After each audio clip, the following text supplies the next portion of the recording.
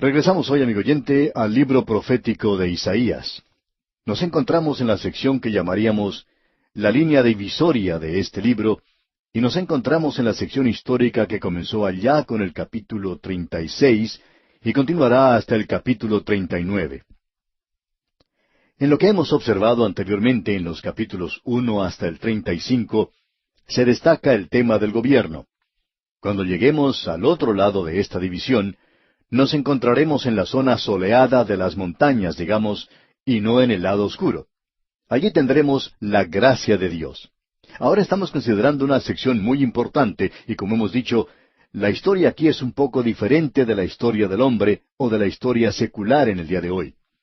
Aquí tenemos en esta sección algo que es milagroso que ha sido registrado. Tenemos al ángel de la muerte que mató a 185,000 en el campamento de los asirios. Eso estaba en el capítulo 37. Llegamos ahora al capítulo 38. Y aquí tenemos la enfermedad del rey Ezequías. Aquí tenemos su oración y su restablecimiento.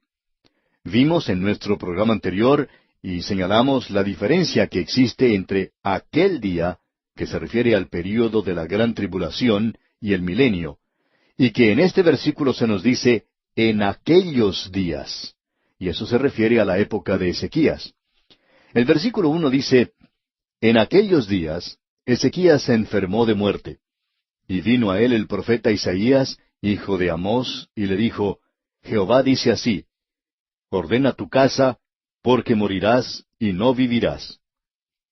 Isaías el profeta pronuncia la sentencia de muerte del rey Ezequías. Creemos que esta sentencia de muerte descansa en cada uno de nosotros hoy, aun cuando no sabemos ni el día ni la hora. Sabemos que ha sido señalado para el hombre que muera una vez, y después de la muerte viene el juicio. Esta es una fecha divina, y estamos seguros que si cada uno de aquellos que nos escuchan en estos momentos supieran la fecha exacta y la hora exacta de cuándo van a morir, entonces eso cambiaría su forma de vida, cambiaría totalmente su forma de vivir, inmediatamente. El doctor J. Vernon McGee, autor de estos estudios bíblicos, contaba que en cierta ocasión un joven predicador escribió indicando en su carta que él tenía cáncer y que esa enfermedad era incurable. Este joven había enviado una carta a todos sus amigos y en ella había incluido al doctor McGee. Y entre otras cosas decía en su carta, una de las cosas que he descubierto en estos últimos días es que cuando un creyente se enfrenta de pronto con la amenaza de la muerte, comienza a evaluar de una manera diferente las cosas materiales. Mis aparejos de pesca, mis libros y mi jardín ya no tienen tanto valor como el que tenían hace una semana. Hasta aquí la carta de este joven predicador. Luego continuó el doctor McGee diciendo que él, cuando tuvo su experiencia con la enfermedad del cáncer, y cuando su médico le informó francamente que él pensaba que sólo tenía unos 3 meses para vivir, se dio cuenta que las declaraciones de aquel joven predicador eran en realidad ciertas. Dios, por cierto, tuvo otros planes y permitió que el doctor McGee continuara viviendo, por lo cual decía que estaba muy agradecido y alababa y ensalzaba el nombre de Dios en cada oportunidad que le era posible. Pero dijo que ese fue un gran momento al cual tuvo que enfrentarse y que es sorprendente cómo cambian de valor las cosas. Ciertas cosas que antes eran muy importantes, luego carecieron de valor. Por ejemplo, una de las cosas, dijo él, que le importaba demasiado, era su casa. Al pensar que ya no viviría más allí, esto ya dejó de ser tan importante como lo era antes. Y el lugar en que luego vivía dejó de ser importante. Y lo que sí llegó a adquirir suma importancia fue el lugar a donde él se estaba dirigiendo. Ahora, ¿qué fue lo que hizo este hombre Ezequías? Antes de contestar eso, quisiéramos señalar algo en la vida de Ezequías que tiene mucha importancia en revelarnos eso. Pero nos dice aquí en este versículo 1 que fue en aquellos días. Identifiquemos entonces exactamente el tiempo en que él tuvo esa llaga o tumor y cuándo le fue entregada esta sentencia de muerte. Bien, fue durante la época cuando Jerusalén estuvo sitiada por los enemigos. Los asirios estaban rodeando la ciudad. Y entonces este rey tuvo problemas afuera de la ciudad y también tenía problemas dentro de sí mismo. Ahora alguien quizá nos diga, ¿y cómo sabe usted eso? Bueno, Ezequías reinó por un período de 29 años, y él reinó 15 años después de este suceso que se nos menciona aquí. Entonces, esta enfermedad tuvo lugar en el 14º año de su reinado. En el capítulo 36 de Isaías, versículo 1, leímos: Aconteció en el año 14 del rey Ezequías, que Sennacherib, rey de Asiria, subió contra todas las ciudades fortificadas de Judá y las tomó. Bueno, entonces, eso quiere decir que en el mismo año en que el rey Sennacherib de Asiria se levantó contra este rey Ezequías, él ya tenía esta enfermedad. Por tanto, podemos apreciar que Ezequías tenía verdaderos problemas. El recurso de Ezequías entonces es la oración. Y en el versículo 2 de este capítulo 38 que estamos estudiando leemos: Entonces volvió Ezequías su rostro a la pared e hizo oración a Jehová. Ya lo hemos visto anteriormente en oración, como en el caso en que él recibió esa carta de sus enemigos, y él fue y la abrió delante de Jehová. Ahora en el versículo 3 continúa diciendo: Y dijo: Oh Jehová, te ruego que te acuerdes ahora que he andado delante de ti en verdad y con íntegro corazón, y que he hecho lo que ha sido agradable delante de tus ojos. Y lloró Ezequías con gran lloro. Esta es una ocasión cuando un hombre puede llorar. Estamos seguros que este joven predicador que mencionamos anteriormente, cuando él escribió esa carta compartiendo el diagnóstico médico que le confirmaba que padecía de cáncer, había llorado también. Uno lo puede hacer en una ocasión así.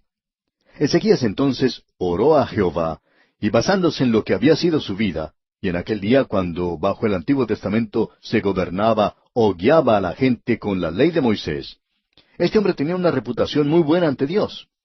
En el segundo libro de Reyes, capítulo 18, versículo 5, se nos dice de Ezequías: En Jehová Dios de Israel puso su esperanza, ni después ni antes de él hubo otro como él entre todos los reyes de Judá. Así es que este hombre se destaca mucho y es un hombre sobresaliente ante Dios. Él no se está jactando cuando dice eso en su oración.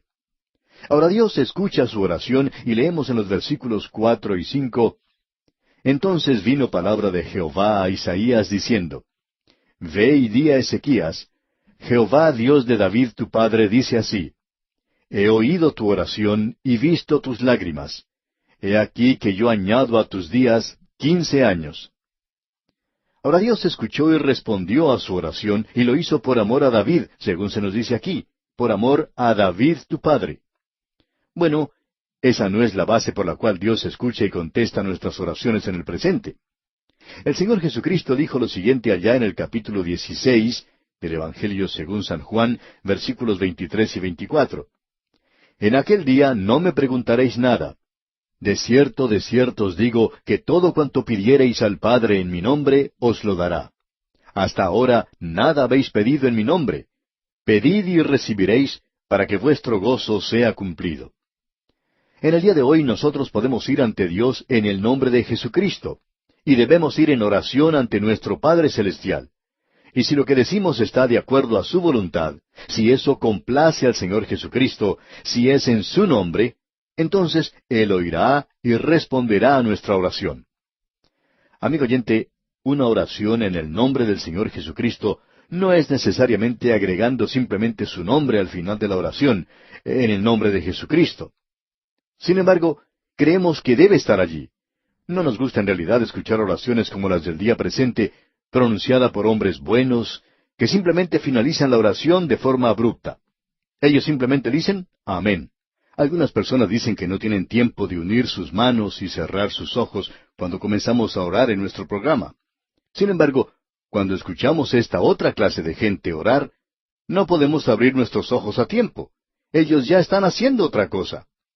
Creemos, amigo oyente, que la oración debe hacerse en el nombre de Jesús. Y esto quiere decir que cuando usted ora en el nombre de Jesús, significa que se haga la voluntad de Él, que es algo que le agrade a Él. Hay veces en que Él le sana y hay veces en que Él no lo hace. Y Él es quien decide. Pero este hombre que tenemos ante nosotros, Ezequías, se presentó con una base un poco diferente. En el versículo 6, Dios dice algo diferente y nosotros no lo podemos comprender cuando analizamos la época. Leamos el versículo 6 de este capítulo 38 de Isaías. y te libraré a ti y a esta ciudad de mano del rey de Asiria, y a esta ciudad ampararé. Dios une la liberación de la ciudad de Jerusalén con la liberación de Ezequías de la muerte. Es decir, que la respuesta a un pedido del creyente le anima a éste por la forma en que Dios responde a su pedido. Y esto es algo maravilloso. Nos anima mucho, amigo oyente, cuando Dios escucha y responde nuestra oración. Hay muchos oyentes que de seguro oran por nosotros. En aquel día Dios le dio a Ezequías una señal. Él iba a hacer regresar la sombra 10 grados en el reloj de Acaz. No tenemos mucho tiempo para dedicarnos a eso aquí, pero las palabras que han sido traducidas como el reloj de sol pueden ser interpretadas mejor como las gradas o peldaños de una escalera. Así es que la sombra retrocedió como 10 pasos, como podemos leer claramente en el versículo 8 de este capítulo 38 de Isaías, donde dice: He aquí yo haré volver la sombra por los grados que ha descendido con el sol en el reloj de Acaz, 10 grados atrás. Y volvió el sol 10 grados atrás, por los cuales había ya descendido. No podemos entrar en detalles, como dijimos, pero aparentemente el reloj del sol de aquel día era algo bastante grande, no algo pequeño colocado encima de un pilar. Creemos que este reloj de sol era algo hecho en forma de gradas, porque así era como se construía en aquellos días. Aparentemente subía hasta cierto punto cuando subía el sol, y lo hacía por un lado de esas gradas, y luego descendía por el otro. De esa forma esa gente podía decir la hora del día. Ahora, lo que Dios hizo aquí fue hacer retroceder el tiempo por 45 minutos. ¿Recuerda cuando Dios hizo eso anteriormente? Bueno, ocurrió en los días de Josué, y hay personas que dicen que han encontrado que faltaban 45 minutos en aquel día. Así es que Dios niveló las cosas aquí, y al mismo tiempo le dio una señal a este hombre. Aquí tenemos algo que Ezequías también hizo. Él escribió un salmo en esa oportunidad. Hay muchos que creen que él escribió el Salmo 116, y aquí tenemos un cántico de alabanza, y evidentemente alguien le puso música a eso. La pregunta que se presenta ahora es: ¿estuvo Ezequías en lo correcto al decirle a Dios que extendiera su vida? En el versículo 20 de este capítulo 38 leemos: Jehová me salvará, por tanto cantaremos nuestros cánticos en la casa de Jehová todos los días de nuestra vida. Según lo que se nos dice en el segundo libro de Crónicas, capítulo 32, Ezequías, luego de haber hecho esto, se enorgulleció demasiado y se convirtió en una persona arrogante y orgullosa. Y en el mismo libro segundo de Crónicas tenemos el punto de vista de Dios, y en el versículo 25 del capítulo 32 del segundo libro de Crónicas leemos: Mas Ezequías no correspondió al bien que le había sido hecho, sino que se enalteció de corazón, y vino la ira contra él y contra Judá y Jerusalén. Aquí tenemos evidencia al hecho de que quizá él no debió haber pedido que se le extendiera su vida. Eso le llevó a que el orgullo entrara en su corazón y él se enalteció demasiado. El autor de estos estudios bíblicos, el Dr. J. Vernon McGee, contó lo siguiente: Cuando fui al Señor presentando ante Él un asunto similar, recordé esa historia y le dije: Señor, si tú me permites vivir, te prometo hacer solo tu voluntad y continuar presentando tu palabra. No me voy a jubilar de esta tarea de esparcir la palabra. Y hablando francamente, esa es la razón por la cual me apresuré a tomar demasiados compromisos en reuniones y conferencias. Yo no iba a dejar de cumplir lo prometido al Señor. Y creo que Él me ha dicho a mí claramente: no te canses demasiado después de haber extendido tu vida haciendo cosas que no te convienen. Hasta aquí lo que contó el Dr. McGee. Ahora, en el caso de Ezequías, podemos notar que existe un gran peligro. Él se está apartando de Dios, luego de haber tenido esa hermosa, maravillosa experiencia. Algunas personas se hubieran acercado más al Señor. Existe un peligro cuando uno se aparta del Señor, y eso es lo que le pasó a Ezequías. ¿Fue correcto de su parte el pedirle a Dios que extendiera su vida? ¿No tendría que haber muerto cuando le llegó la hora? Y luego tenemos otra razón para esto. Manasés, su hijo, ascendió al trono cuando tenía solamente 12 años de edad, y ya que se le había agregado 15 años a la vida de Ezequías, decimos que Manasés nació después de la enfermedad de Ezequías. ¿Qué podemos decir acerca de Manasés? Bueno, él llegó a ser el peor rey que tuvo cualquiera de los dos reinos. Consideramos a Manasés peor que Acab y Jezabel juntos, y creemos que durante su reino fue cuando se apartó la gloria Shekinah, porque no se había apartado durante el reino de su padre. Y no podemos pensar de ninguna otra razón por la cual se hubiera apartado después de eso. Manasés es alguien muy parecido al Anticristo, el hombre de pecado que vendrá. Él fue el hijo de Ezequías, quien nació después de la enfermedad de su padre, y en el próximo capítulo veremos otra razón por la cual este hombre Ezequías, después de haber sido restablecido, obró insensatamente. Ya veremos eso dentro de algunos instantes.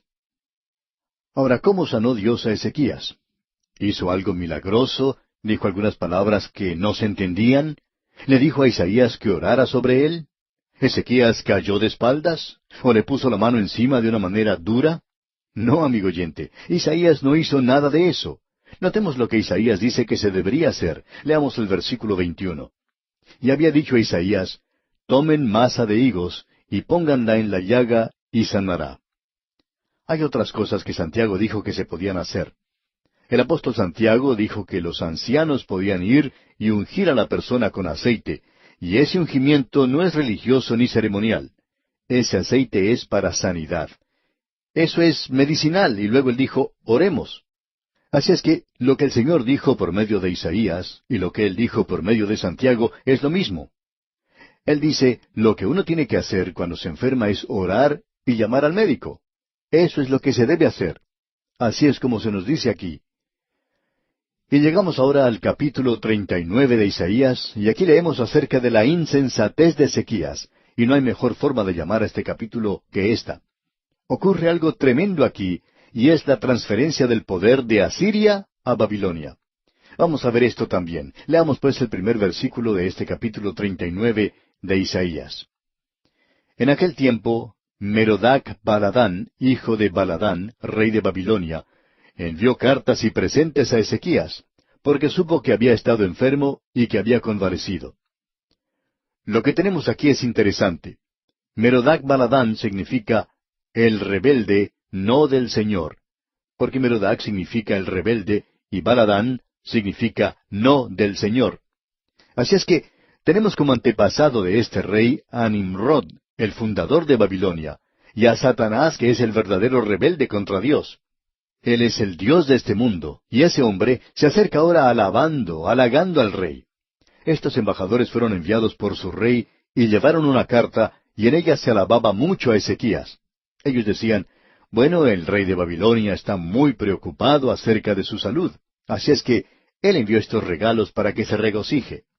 Y en el versículo 2 del capítulo 39 leemos, y se regocijó con ellos Ezequías, y les mostró la casa de su tesoro, plata y oro, especias, ungüentos preciosos, toda su casa de armas, y todo lo que se hallaba en sus tesoros. No hubo cosa en su casa y en todos sus dominios que Ezequías no les mostrase.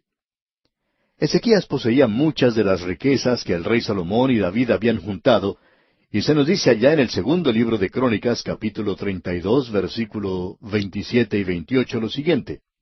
Y tuvo Ezequías riquezas y gloria muchas en gran manera, y adquirió tesoros de plata y oro, piedras preciosas, perfumes, escudos, y toda clase de joyas deseables. Asimismo hizo depósitos para las rentas del grano, del vino y del aceite, establos para toda clase de bestias y apriscos para los ganados. Lo que tenemos aquí es algo muy interesante. Este rey Ezequías recibe a los embajadores que han llegado de Babilonia. Ellos lo halagaban mucho. Le dicen, nuestro rey está muy contento que te hayas recuperado de tu enfermedad. Aquí tienes un regalo de su parte. Aquí tenemos una carta para ti, una tarjeta de buenos deseos. Y en lugar de Ezequías tomar esa carta y abrirla delante del Señor, como hizo con la otra carta que había llegado de Asiria, él simplemente la pone a un lado y recibe a estos que lo están halagando en gran manera. Y entonces él piensa, bueno, les voy a mostrar lo que tengo. Así es que los lleva por todas partes y les muestra todas las riquezas que tenía en Jerusalén. En realidad, Salomón había logrado tener mucho del oro que existía en el mundo, así como de muchas otras cosas.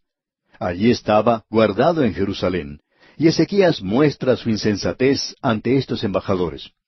Ellos, por supuesto, tomaron nota de todo lo que vieron y fueron de regreso a su rey Merodac y le dijeron, Rey, cuando tú te hagas fuerte, ya sabemos dónde puedes obtener todo el dinero, todo el oro y la plata y demás joyas que necesitas para llevar a cabo una guerra.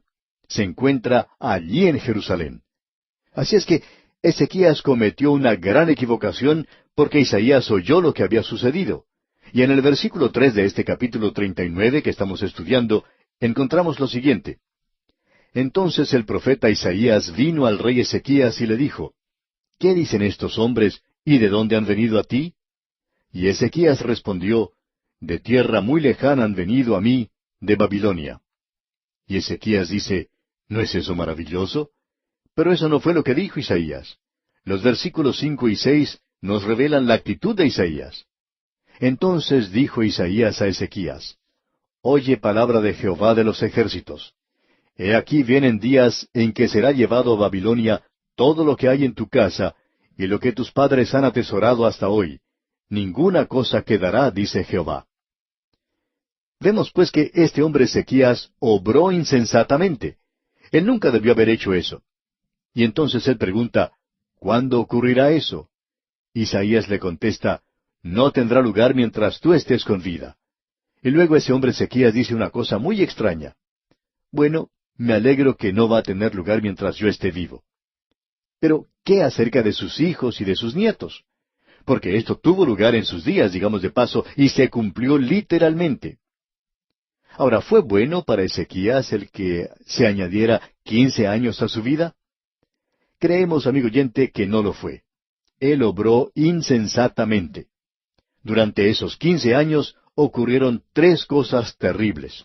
Pero vamos a dejar aquí por hoy y vamos a comenzar una nueva sección, Dios mediante, en nuestro próximo programa. La sección que trata de la salvación. Pasamos del juicio a la salvación. Amigo oyente, hemos llegado ahora a la última de las divisiones principales del libro de Isaías, que comienza con el capítulo 40. Existe un contraste entre los primeros 35 capítulos y lo que tenemos aquí. Anteriormente teníamos la revelación del soberano en el trono.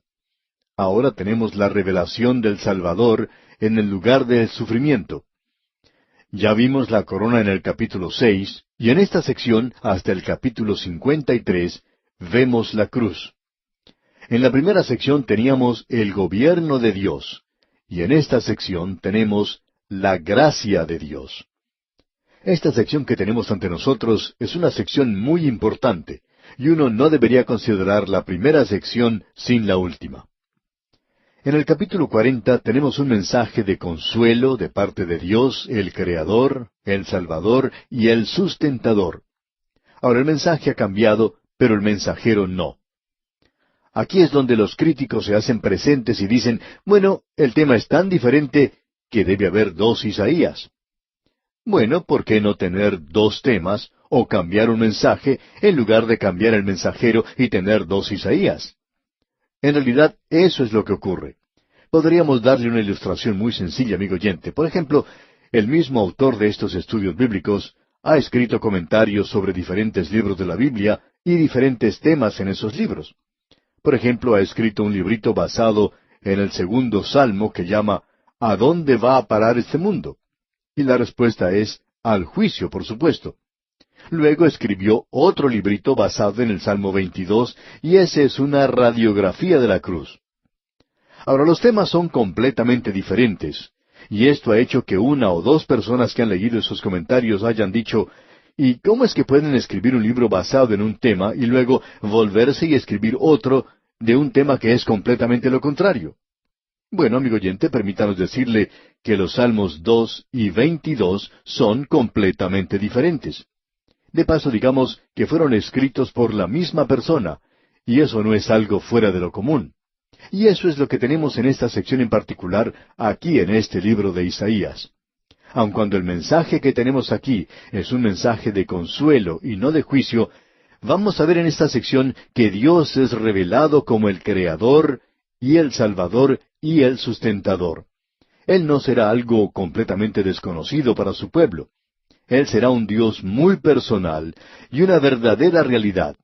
Y al recorrer estas páginas, usted encontrará en esta sección una polémica contra la idolatría. En algunos lugares el lenguaje es muy sarcástico. Isaías tenía una pluma que a veces se destacaba por ese estilo, y él aquí hace un ataque contra los ídolos. Ese era el gran pecado de Israel. Amigo oyente, cuando Dios llamó a Abraham, lo llamó para que saliera de un lugar de idolatría. Él servía al Dios vivo y verdadero, y procedente de Abraham saldría una nación que debería testificar de la unidad de la deidad. Escucha, oh Israel, el Señor Jehová vuestro Elohim, Jehová vuestro Dios, plural, es uno, Jehová.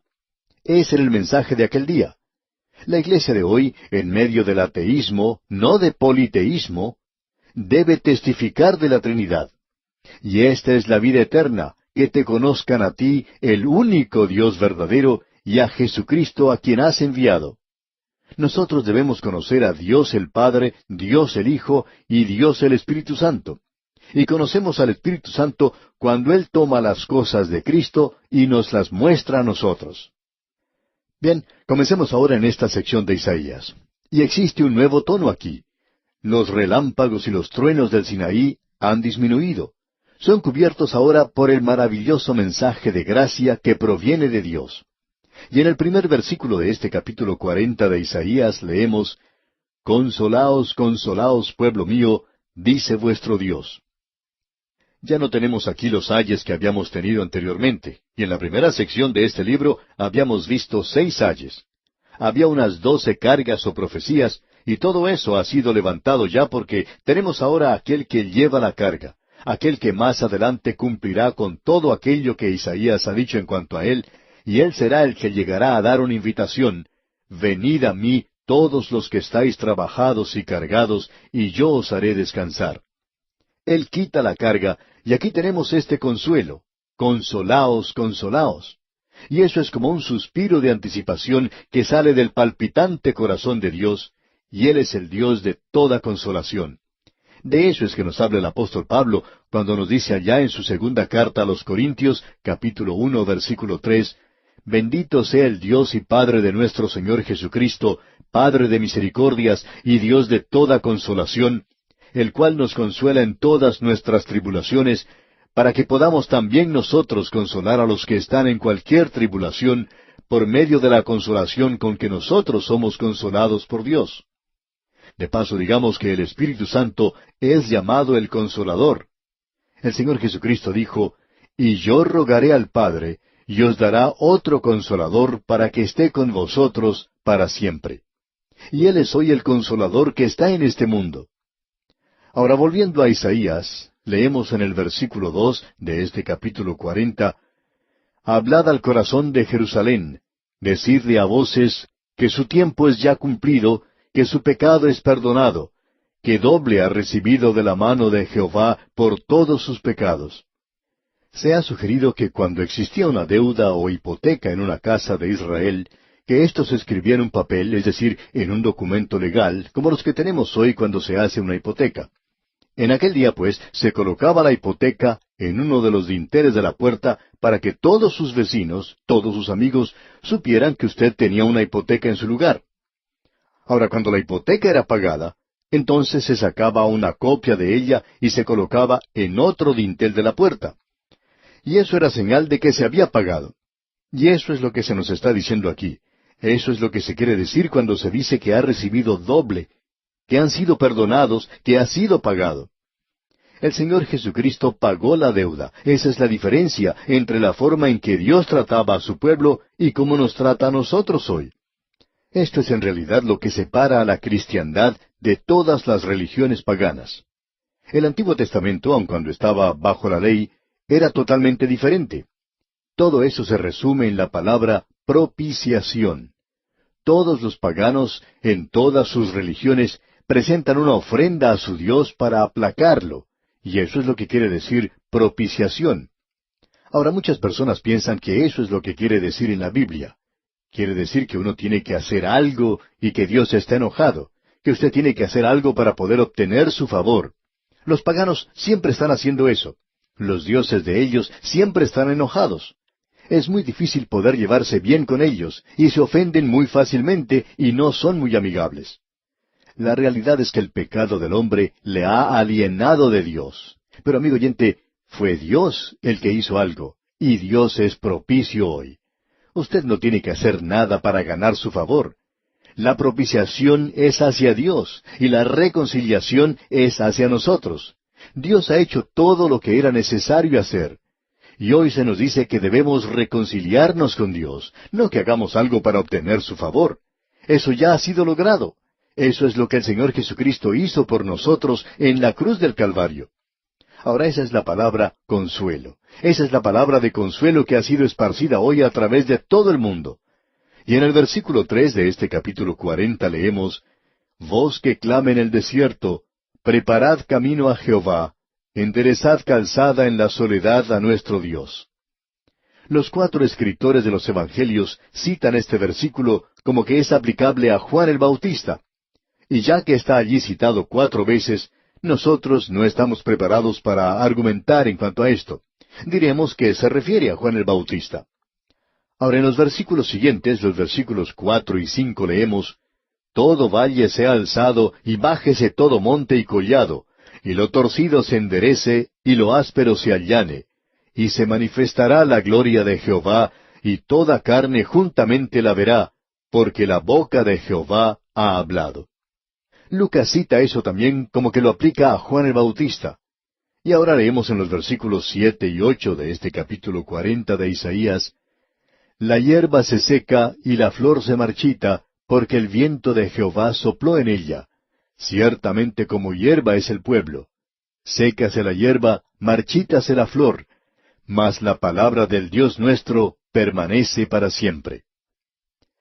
Llegamos ahora a un punto donde el hombre es comparado a la hierba en el campo, y nos hacemos la pregunta, ¿dónde puede haber consuelo en esto? Bueno, se nos hace recordar que usted y yo somos simplemente como la hierba del campo. Uno puede apreciar en muchos lugares en la primavera, después de la lluvia, cuán hermosas se ven las laderas de las montañas, pero no pasa mucho tiempo cuando calienta el sol y comienza a marchitarse y se seca. Y así es el hombre, amigo oyente. Usted me dice que esto no es muy consolador, sin embargo, sí lo es. Amigo oyente, el hombre es débil y frágil, pero vemos que la palabra de Dios es fuerte y segura, y ese es nuestro lugar de refugio, ese es el fundamento en el que podemos descansar. Esa es nuestra espada y nuestro escudo, nuestro castillo fuerte, nuestra protección, nuestra seguridad, nuestra salvación. Escuche lo que dice Pedro allá en su primera epístola, capítulo 1, versículo 23. Siendo renacidos, no de simiente corruptible, sino de incorruptible, por la palabra de Dios que vive y permanece para siempre. Porque toda carne es como hierba, y toda la gloria del hombre como flor de la hierba. La hierba se seca y la flor se cae, mas la palabra de Dios, del Señor, permanece para siempre. Y esta es la palabra que por el Evangelio os ha sido anunciada. Amigo oyente, es sólo por medio del Evangelio que el hombre recibe vida eterna muy naturalmente. El hombre es una criatura de vida temporal en esta tierra. Eso es todo lo que es. Ahora tenemos un maravilloso mensaje aquí en el versículo 9, donde dice, Súbete sobre un monte alto, anunciadora de Sión. Levanta fuertemente tu voz, anunciadora de Jerusalén. Levántala, no temas. Di a las ciudades de Judá, ved aquí al Dios vuestro. Ese era el mensaje. Juan el Bautista lo estaba presentando así, y las buenas nuevas, por supuesto, se refiere al Evangelio. ¿Y cuál es? Ved aquí al Dios vuestro. Amigo oyente, mientras usted no vea a Jesucristo como Dios manifestado en la carne, usted no ha visto nada aún, sino hasta cuando usted se acerque no como a un hombre, sino que se acerque a Él como Dios, Emmanuel, Dios con nosotros. Y por eso es que su nombre es Jesús, su nombre humano. Si fuera solamente humano, entonces no podría ser mi Salvador. Pero como Él es Emmanuel, Él es Jesús, Él es mi Salvador. ¡Cuán maravilloso es todo esto, amigo oyente! Ahora Isaías, como generalmente hace, une aquí la primera y la segunda venida de Cristo. En el versículo 10 tenemos la segunda venida. Leamos.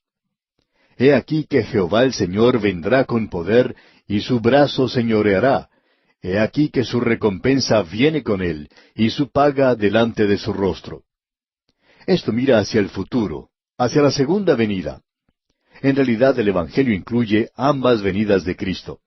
El caso es que nosotros hoy estamos propensos a desviarnos y a poner todo el énfasis en la primera venida de Jesús o en la segunda. Amigo oyente, pongámoslo en ambas venidas. Esa es la totalidad del Evangelio. Y ahora en el versículo 12 llegamos a la creación o a la revelación de Dios. Esto nos habla de la grandeza de Dios. Nos habla de eso. Leamos el versículo 12. ¿Quién midió las aguas con el hueco de su mano, y los cielos con su palmo? Con 3 dedos juntó el polvo de la tierra, y pesó los montes con balanza, y con pesas los collados. ¿Quién ha podido hacer eso hoy, amigo oyente? Para comenzar, cuando uno sale al espacio, uno no puede pesar nada. Así es que nos preguntamos, ¿quién pesa las cosas hoy? ¿A dónde las va a pesar? Este es un versículo que siempre nos hace pensar de ese himno que dice, «¡Cuán grande es Él!». Va muy bien con eso. Ahora en el versículo 13 leemos, ¿quién enseñó al Espíritu de Jehová o le aconsejó enseñándole? Dios no tiene un semejante, tampoco hay alguien que le pueda dar algún consejo, no hay nadie con el cual uno lo pueda comparar. Quizá usted ha oído una pregunta absurda que dice, ¿qué es lo que usted ha visto que Dios nunca ha visto? Bueno, es muy sencillo. Dios nunca ha visto a un semejante. Yo veo a mi semejante todos los días. Y ahora en el versículo 18 de este capítulo 40 de Isaías leemos, ¿a qué pues haréis semejante a Dios, o qué imagen le compondréis? Usted y yo, amigo oyente, aun con la ayuda de la palabra de Dios, conocemos muy poco. Todo lo que podemos conocer es lo que se nos ha revelado, y no creemos que Dios nos haya dicho todo. Para comenzar, tenemos que decir que ni siquiera podemos comprender lo que Él ya nos ha dicho.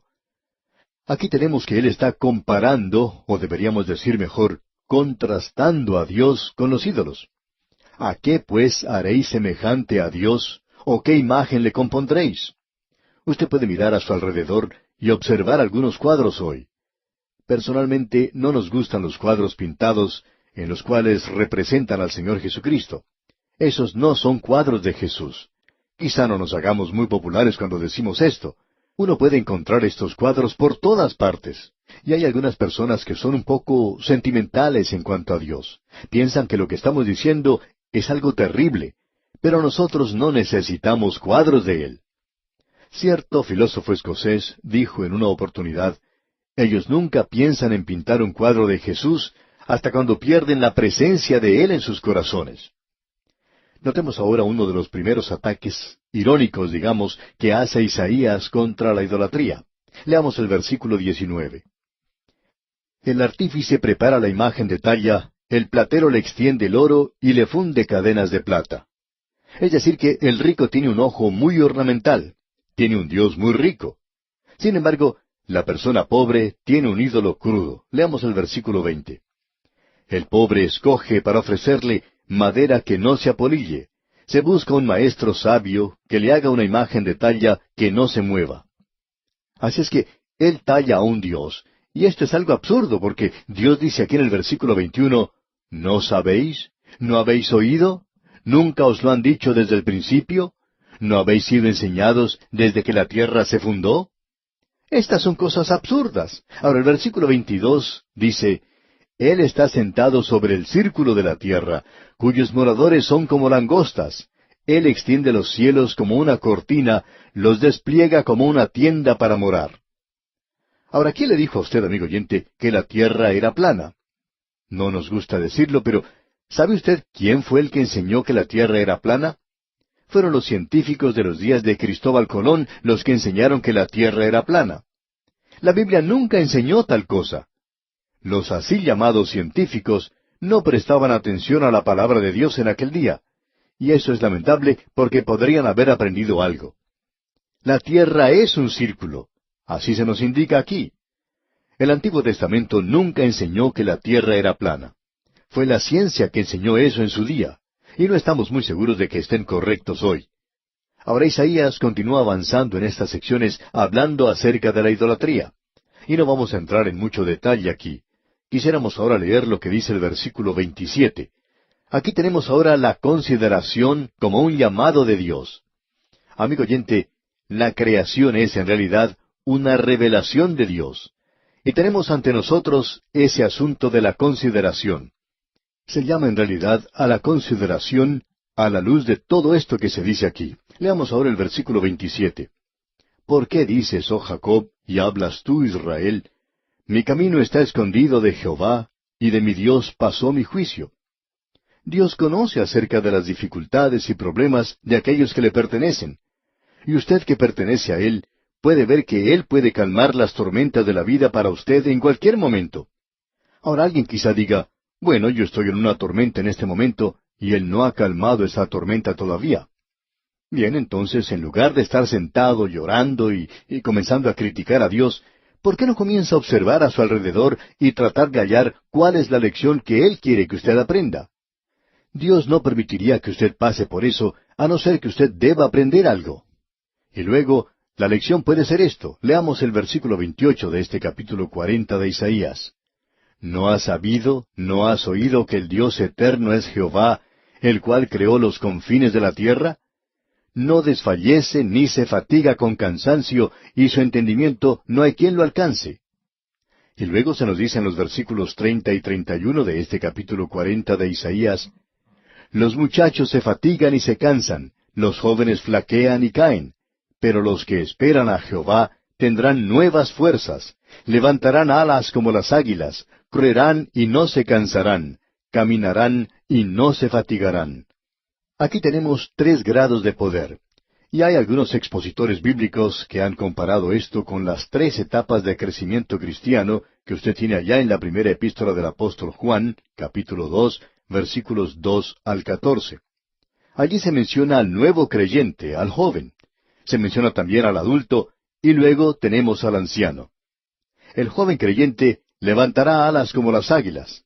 El creyente adulto correrá, y el creyente ya maduro caminará. Y esto es muy interesante, digamos de paso. Aquí tenemos a los 3.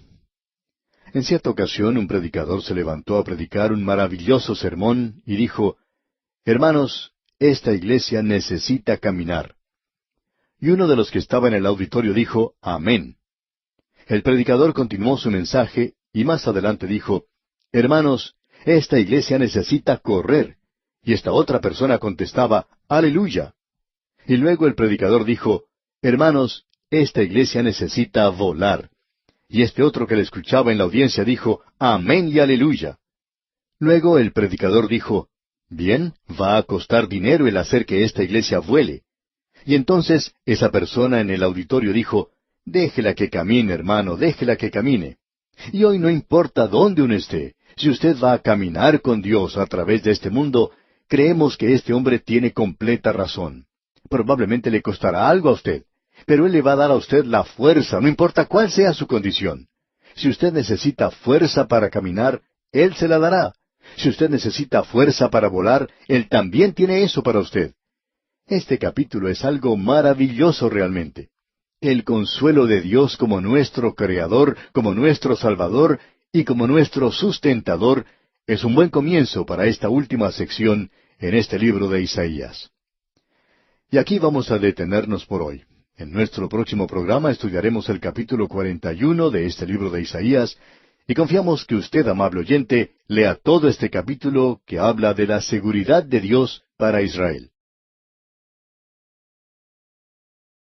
En el día de hoy, amigo oyente, comenzamos nuestro estudio del capítulo 41 del libro de Isaías, y el tema que tenemos aquí es el de la grandeza de Dios y la debilidad del hombre. Aquí tenemos en este capítulo la continuación del pensamiento que comenzó allá en el capítulo 40. Allí se nos presentó la grandeza de Dios. El énfasis aquí no es sobre Dios como creador, sino que se refiere más bien a su trato con el hombre. La grandeza de Dios se revela en la creación y en la historia humana. También quisiéramos agregar que hay ciertas cosas en este capítulo que son un poco enigmáticas. Detrás de todo esto, parecería que hubiera cierta insinuación profética, pero el gran impacto de este capítulo es que Dios protegerá y guiará a los suyos a través de este mundo, un mundo que está lleno de peligros y acechanzas. Por tanto, tenemos aquí consuelo para el Hijo de Dios. A este capítulo lo hemos dividido de la siguiente manera. En los primeros 6 versículos tenemos que Dios predomina sobre las personas. En los versículos 7 al 20 tenemos la insinuación o proposición de Dios de que Israel confíe en Él. Luego tenemos en los versículos 21 al 29 que Dios trastorna los ídolos. Bien, consideremos este capítulo entonces a la luz de esta división que hemos hecho. El primer versículo de este capítulo 41 dice, Escuchadme costas y esfuércense los pueblos, acérquense y entonces hablen, estemos juntamente a juicio. Todo el mundo, cada persona en el mundo hoy se está dirigiendo hacia el día del juicio, es decir, el enfrentamiento que se acerca entre la luz y las tinieblas, entre Dios y Mamón, entre la fe y la incredulidad. Dios está llamando a las personas para que se vuelvan hacia Él, para que la gente acepte la salvación que Él está ofreciendo. Debemos decir que Dios está siendo benigno para con el hombre hoy. Él no está demandando nada de usted, amigo oyente. Él solo le está pidiendo que usted acepte su gracia y su salvación. Ahora, en el segundo versículo de este capítulo 41 leemos, ¿Quién despertó del oriente al justo, lo llamó para que le siguiese, entregó delante de él naciones, y le hizo enseñorear de reyes, los entregó a su espada como polvo, como hojarasca que su arco arrebata? Hay algunos que opinan que este versículo parece referirse a Ciro. Ahora, Ciro será mencionado más adelante por nombre, pero este no es el lugar. Creemos que lo que aquí se presenta es la justicia de Dios. Esto no se refiere a una persona. Creemos que esto tiene referencia al gobierno de justicia que Cristo establecerá cuando regrese a esta tierra. Encontramos que eso se desarrolla aquí en esta sección. Ahora, en el versículo 6 de este capítulo 41, podemos leer lo siguiente. Cada cual ayudó a su vecino y a su hermano dijo, esfuérzate. Ya que Dios viene a corregir lo que está mal, a remediar las injusticias, las personas que están bien con Dios pueden animarse. Es decir, que hay esperanza para el hombre insignificante que confía en Dios hoy. Esta persona no tiene que preocuparse por su futuro. En el versículo 7 podemos leer las insinuaciones que Dios hace a Israel para que confíe en Él. Y aquí también tenemos nuevamente una referencia a la idolatría. Leamos el versículo 7. El carpintero animó al platero y el que alisaba con martillo al que batía en el yunque, diciendo, Buena está la soldadura, y lo afirmó con clavos para que no se moviese. En una emergencia había aquellos que con martillo batían un material para hacer un dios. Y no era un ídolo temporal. Pero ahora Dios dice aquí en el versículo 8, Pero tú, Israel, siervo mío eres. Tú, Jacob, a quien yo escogí, descendencia de Abraham mi amigo. Es decir, que Dios se vuelve ahora a Israel para consolarles en su pena y sufrimiento. Él dice, en lugar de martillar de esa manera para hacerse un ídolo, ¿por qué no se vuelven a Dios, al Señor? Después de todo, Él sabe que ustedes son pecadores. Y Él aún los llama Jacob. Jacob significa el suplantador. Fue Dios quien lo hizo un príncipe con Dios. Y Dios quiere hacer lo mismo ahora por los hijos de Jacob. Y Abraham, usted recordará, fue llamado amigo de Dios. Y Dios quiere traer a esta gente a una relación correcta con Él. Y en el versículo 10 leemos, No temas, porque yo estoy contigo. No desmayes, porque yo soy tu Dios que te esfuerzo. Siempre te ayudaré, siempre te sustentaré con la diestra de mi justicia. Este versículo ha sido una columna de sustento, una fuente de consuelo para los hijos de Dios de todas las edades. Y debe ser eso. Ahora, al continuar, él dice que si ellos se oponen a Dios, sería la cosa más insensata que pudieran hacer, porque el tiempo va a revelar eso. Y estamos avanzando hacia el día cuando todas las cosas tienen que ser corregidas. En el versículo 13 leemos algo bastante destacado. Allí dice, Porque yo, Jehová, soy tu Dios, quien te sostiene de tu mano derecha y te dice, No temas, yo te ayudo. Aquí tenemos esta proposición benévola de parte de Dios para que ellos confíen en Él. ¿Y qué consuelo es esto? Dios quiere que nosotros confiemos en Él. Dios quiere permitirnos andar, caminar con Él, que tengamos comunión con Él, que le conozcamos a Él. La humanidad está perdiendo mucho en el día de hoy. Hay algunas personas que, aun cuando son muy activas dentro de la iglesia, están perdiendo todo esto que se menciona aquí. Esta es una sección maravillosa de veras. Dios habla de una manera muy directa. Y ahora en el versículo 14 dice, No temas, gusano de Jacob, oh vosotros los pocos de Israel. Yo soy tu socorro, dice Jehová, el Santo de Israel es tu Redentor. Quizá usted opina que es algo o alguien, pero usted no es nada más que un gusano, un nadie. Es solo Dios quien puede hacer algo o alguien de nosotros. Hombrecito, qué colérico, se pavonea en el escenario de la vida, como lo dice Shakespeare. Sopla y sopla, como ese lobo malo, tratando de derribar la casa de los tres cochinitos. Sopla y sopla. Así es el hombre hoy. ¿A dónde va? ¿Y qué es lo que él está logrando? Algunos pueden apreciar la insubstancialidad y se quitan la vida. ¿A qué otro lugar pueden volverse ellos? El único lugar donde uno puede volverse es a Dios. Eso es lo que la gente está perdiendo hoy. La comunión, la salvación, su bondad y benignidad, su gracia, todas estas cosas son suyas si usted, amigo oyente, se vuelve a Él, si usted acude a Él. Ahora el profeta Isaías habla a la gente acerca de las bendiciones materiales del milenio. Ellos van a estar allí. A él le gustaría hablarle a usted y hablarme a mí acerca de las bendiciones espirituales que tenemos ahora, y acerca de aquellas que vamos a tener en la eternidad. Entramos ahora a una tercera división de este capítulo, y aquí Dios trastorna a los ídolos. Leamos el versículo 21 de este capítulo 41 de Isaías. Alegad por vuestra causa, dice Jehová. Presentad vuestras pruebas, dice el Rey de Jacob. Este es un reto, un desafío a la idolatría. ¿Quién es el idólatra? Cualquier cosa que usted ponga entre su alma y Dios, eso se convierte en un ídolo, en su ídolo.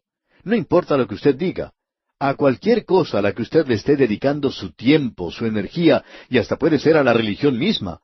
Cualquier cosa a la que usted se entrega, a lo que usted permite que ocupe el lugar del Dios viviente y que evita que usted tenga una relación personal con Él, eso, amigo oyente, es su ídolo.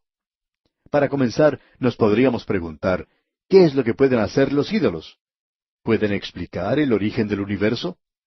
¿Está usted satisfecho con las explicaciones que le da la evolución? Por supuesto, hay varias explicaciones, pero Dios dice aquí en el versículo 22 de este capítulo 41 de Isaías, Traigan, anúnciennos lo que ha de venir, dígannos lo que ha pasado desde el principio, y pondremos nuestro corazón en ello. Sepamos también su postrimería, y hacednos entender lo que ha de venir. El hombre hoy no conoce el comienzo, el origen de todas las cosas. Él no lo sabe. No interesa la cosa que usted esté siguiendo hoy. Hay muchos que van a pasar mucha vergüenza dentro de unos 50 años cuando la evolución sea abandonada. Esta es una de las muchas teorías que serán dejadas de lado, abandonadas entre los despojos de este camino de la vida. Ha existido muchas explicaciones en cuanto al origen del universo y que eran llamadas en su tiempo como cosas científicas. Sin embargo, se han desvanecido hoy. Y lo mismo ocurrirá con el tiempo con esto de la evolución. Y luego los hombres buscarán otras cosas. El hombre no conoce su origen, ni tampoco conoce su futuro.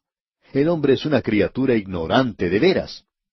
¿Sabe usted en realidad lo poco que sabe? ¿Se ha detenido usted a pensar lo poco que sabe en realidad? Hay muchos doctores que nos escuchan en este programa, y para ellos queremos contar la siguiente historia. En cierta ocasión, un joven estaba estudiando para recibir su doctorado.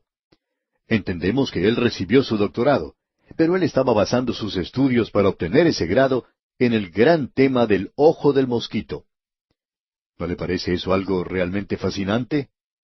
Cierto día, cuando él estaba trabajando en eso, y sabiendo que él estaba bastante interesado en eso, de pronto se le ocurrió a él que no quería pasar el resto de su vida mirando a los mosquitos en los ojos. No creemos que eso sea demasiado fascinante. No sería malo echarle una o dos miradas, pero después de eso, bueno, creemos que se volvería algo monótono. Ese hombre, pues, llegó a esa conclusión, y comenzó a salir de esa posición. Cierto día, cuando conoció al Señor Jesucristo como su Salvador, dijo, «Yo quiero dar mi vida a algo que realmente valga la pena». Y hoy es un predicador del Evangelio. Es muy interesante notar que uno puede pasar toda su vida aquí en esta tierra, quizás tenga hasta su doctorado, y aún así no saber nada. Uno no sabe nada acerca del origen del universo, o uno no sabe ni siquiera dónde va. Ningún ídolo puede informarle sobre eso. Ningún doctor puede tampoco darle la respuesta. No hay ningún colegio ni universidad que pueda mencionar una cosa así. Así es que conviene volverse hacia aquel que sí tiene la respuesta.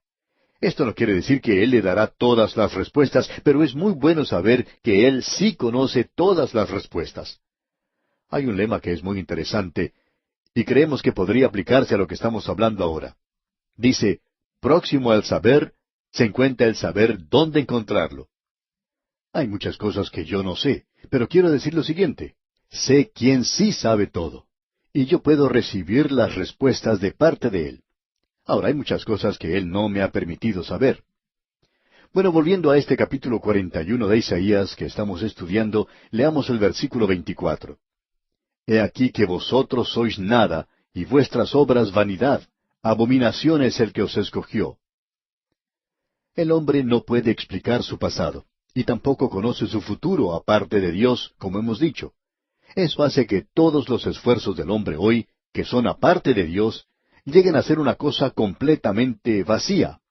Si nosotros no tuviéramos una esperanza hoy, diríamos como se le respondió a un hombre que se le acercó al pastor y le dijo, si usted no me puede dar una buena razón para seguir viviendo, voy a resolver todos mis problemas quitándome la vida. Bueno, ¿qué hace usted con un hombre así? Este hombre tenía un revólver viejo en su mano, y el pastor entonces le dijo, si usted puede demostrarme que puede resolver sus problemas quitándose la vida, entonces con mucho gusto le conseguiría un revólver mejor que el que tiene. Hagamos las cosas bien, si es que por ese medio me puede demostrar que resuelve sus problemas. Si usted no se va a volver a Dios, no va a acudir a Cristo, entonces lo mejor es que use ese revólver. No hay ninguna razón por la cual no deba hacerlo. Bueno, eso sorprendió mucho a este hombre. Pensaba que él iba a poder argumentar en cuanto a las razones para vivir.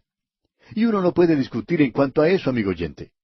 Ese hombre bajó su revólver y en esa oportunidad no se volvió a Cristo, pero lo hizo más adelante. Él es quien tiene la respuesta. Él es el único que la tiene. Notemos ahora lo que dice aquí en el último versículo de este capítulo 41, el versículo 29. He aquí, todos son vanidad, y las obras de ellos nada. Viento y vanidad son sus imágenes fundidas. La confusión es el resultado de la idolatría o de cualquier filosofía que vaya contra Dios o sea atea. No tiene la respuesta a los problemas de la vida. Los sistemas creados por el hombre no pueden satisfacer al corazón humano. La respuesta se encuentra en aquel que trae buenas nuevas de gran gozo. Y llegamos ahora al capítulo 42. El tema de este capítulo es Jesús, el siervo de Jehová. Luego, la polémica contra la idolatría. Y finalmente, Israel, el siervo de Jehová. Isaías progresa gradualmente hasta llegar a la condenación de la idolatría. Encontramos aquí que la nación de Israel es llamada la sierva o el siervo de Jehová. Y el siervo de Jehová es Israel. Y también el Señor Jesucristo es el siervo de Jehová. Así es llamado en los evangelios de Mateo y Marcos. Allí se presenta en una forma muy clara. Él dijo, porque el Hijo del Hombre no vino para ser servido, sino para servir y para dar su vida en rescate por muchos. Eso es algo que enfatiza Marcos, la servidumbre del Señor Jesucristo. El versículo que acabamos de leer se encuentra ya en el Evangelio según San Marcos, capítulo 10, versículo 45. Ahora, volviendo a Isaías, tenemos en primer lugar que el siervo de Jehová es el Señor Jesucristo, y eso se menciona en los primeros 7 versículos de este capítulo 42. Luego tenemos el sacrilegio de la idolatría, las imágenes y esculturas, y eso es mencionado en los versículos 8 al 17. Y luego, el siervo de Jehová, es decir, Jacob y la nación. En el primer versículo de este capítulo 42 de Isaías leemos, He aquí mi siervo, yo le sostendré, mi escogido, en quien mi alma tiene contentamiento.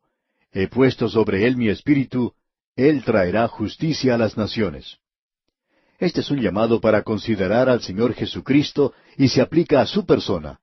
Y eso que se menciona en el versículo 3 es algo que hemos enfatizado anteriormente. Allí dice, no quebrará la caña cascada, ni apagará el pábilo que humeare. Por medio de la verdad traerá justicia. Eso se cita también allá en el Evangelio según San Mateo, capítulo 12, versículo 20. Así es que el Señor Jesucristo no tuvo que actuar con una vara. Él limpió el templo, pero Él no volvió a los fariseos, los líderes religiosos o al pecador. Usted sabe, amigo oyente, que Él permite que el pecado obre por sí mismo. El pábilo que humea, el hombre que continúa pecando, finalmente terminará en llamas. La paga del pecado es muerte. Siempre obra de esa manera. Él no podía cambiar eso. Ahora, el Señor Jesucristo es el siervo de Dios. En el versículo 8 tenemos la idolatría. Allí dice, yo, Jehová, este es mi nombre, y a otro no daré mi gloria ni mi alabanza a esculturas. Dios no compartirá su gloria con nadie, amigo oyente. Dios nunca ha prometido bendecir a una persona, a una organización o a una iglesia. Él ha prometido bendecir su palabra. Solo eso puede llevar gloria a su nombre. Y Él no va a compartir su gloria con ninguna otra persona. Isaías comienza a avanzar entonces en esta área. Él está hablando acerca del azote que es la idolatría, y dice entonces en el versículo 10, Cantad a Jehová un nuevo cántico, su alabanza desde el fin de la tierra, los que descendéis al mar, y cuanto hay en él, las costas y los moradores de ellas. Todas las criaturas de esta tierra algún día cantarán alabanzas a Dios. Y el Señor dice entonces en el versículo 15 de este capítulo 42, Convertiré en soledad montes y collados, haré secar toda su hierba, los ríos tornaré en islas, y secaré los estanques. La tierra en su forma física será afectada por su juicio. Y prosigue en el versículo 16 diciendo, Y guiaré a los ciegos por camino que no sabían. De esta forma es como Él guía a los suyos. Usted y yo somos ciegos en cuanto al futuro. Él, en cambio, no lo es. Y encontramos que va a guiar a todos aquellos que ponen su confianza en Él. Y leemos en el versículo 17, Serán vueltos atrás y en extremo confundidos los que confían en ídolos, y dicen a las imágenes de fundición, Vosotros sois nuestros dioses. Aquí tenemos una advertencia para los idólatras. Dios dice, se acerca el juicio. Luego tenemos una declaración en cuanto a Israel. ¿Quién es ciego siendo mi siervo? Esta es su condenación de su propio pueblo. Y él habla de ellos aquí en el versículo 22 de este capítulo 42 de Isaías, cuando dice, Mas este es pueblo saqueado y pisoteado. ¿Por qué? Porque se volvieron, se apartaron de Dios y se fueron a los ídolos. Esta es una sección maravillosa de este libro de Isaías. Solo hemos destacado los puntos sobresalientes y Dios mediante, en nuestro próximo programa, vamos a comenzar estudiando el capítulo 43. Así que le sugerimos leer este capítulo para estar mejor informado de lo que trataremos en nuestro próximo programa.